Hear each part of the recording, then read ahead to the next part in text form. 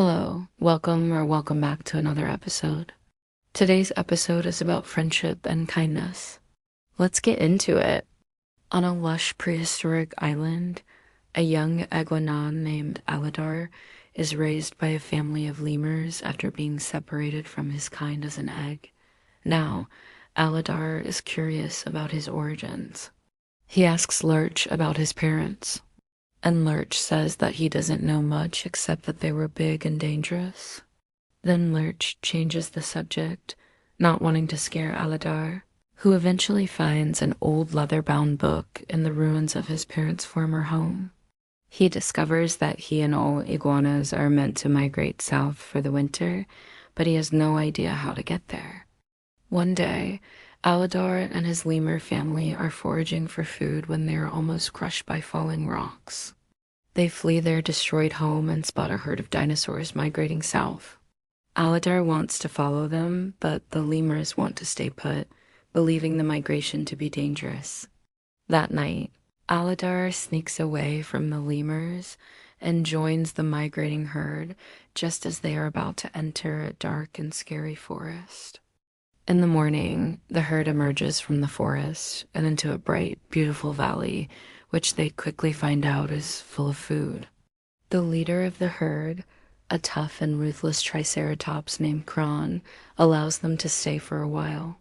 Aladar befriends a young protoceratops named Suri and her mother, who is initially wary of him. She eventually warms up to Aladar and introduces him to the rest of the herd, including a wise old brachiosaurus named Plio. Soon, though, the available food begins to dwindle and Kron decides that the herd must move on. The dinosaurs leave the valley and enter a scorching desert. One night, a sandstorm threatens to bury the sleeping herd. Aladar helps an injured protoceratops named Nira lay eggs and then stays up all night to protect her from the elements. In the morning, the herd resumes their migration, leaving Niraj and her eggs behind. After crossing the desert, the herd enters a swamp where they must cross a narrow bridge over a bottomless pit. As they begin to cross, Kron loses his balance and falls into the pit. The other dinosaurs refuse to help him, and he is forced to migrate alone. Aladar, however, goes back to rescue Kron, but he too falls into the pit. With Kron's help, Aladar manages to climb out of the pit. Realizing that Kron was right, the dinosaurs ignore those who can't keep up with them. Aladar convinces the others to turn back and help Kron. Together, they reach the other side of the bridge. Aladar and Suri's friendship grows as they continue to search for the legendary nesting grounds where dinosaurs can lay their eggs in safety. But as time passes and the nesting grounds don't appear, the herd grows more and more desperate. One evening, they discover large tracks left by a hungry gigantosaurus. The terrified dinosaurs flee, but the giant carnivore soon catches up to them and kills two members of the herd. When the dinosaurs stop to rest, Kron accuses Aladar of attracting the gigantosaurus because he's different from the others. Aladar angrily retorts that Kron is nothing but a bully and runs off. Suri follows him and they hear Kron talking with another dinosaur. They hide behind a bush and listen as Kron says that the only way to save the herd is to abandon the sick, elderly, and young. Once Kron leaves, Suri is furious with him and lashes out at her father for supporting Kron's plan. She says that if he does nothing, she will leave the herd and go find the nesting grounds herself. That night, Suri sneaks away from camp and meets up with Aladar. Together, they leave the herd and set off into the forest. Suddenly, the ground beneath them gives way and they fall into a deep hole. They find shelter in a small cave where Suri reveals that she has been bitten by a poisonous insect and may die soon. Aladar comforts her and they share their dreams for the future before falling asleep. In the morning, Aladar wakes up alone.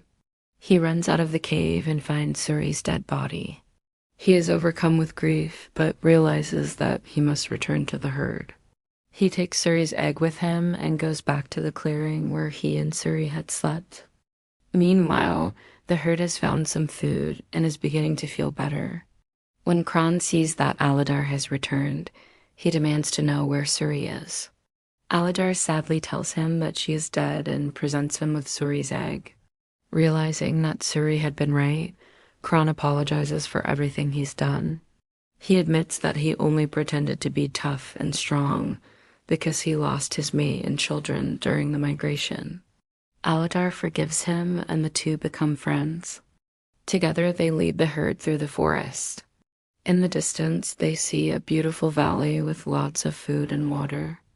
Just as the herd is about to enter the valley, though, a group of carcharodontosaurs block their path.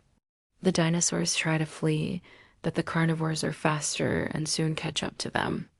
Aladar calls for everyone to stop and face the carcharodontosaurus. He tells the others that they must work together if they are to survive. Together, they charge at the carnivores, driving them away. The dinosaurs finally reach the valley and begin to graze. Aladar spots a patch of flowers that look like the ones in Suri's egg.